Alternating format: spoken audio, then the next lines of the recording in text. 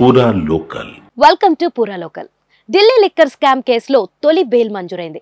Money laundering కేసులో గతేడాది arrest అయిన ఆప్ నేత సంజయ్ సింగ్ కు బెయిల్ మంజూరు చేసింది సుప్రీంకోర్టు. దీంతో కేసులో బెయిల్ పొందిన మొదటి వ్యక్తిగా ఆయన నిలిచారు. 6 నెలల క్రితం ఈడీ ఆయన్ని అరెస్ట్ చేసింది. అయితే ట్రయల్ కోర్టు విధించిన షరతులకు లోబడి నడుచుకోవాలని ఈ సందర్భంగా సుప్రీంకోర్టు ఆదేశించింది.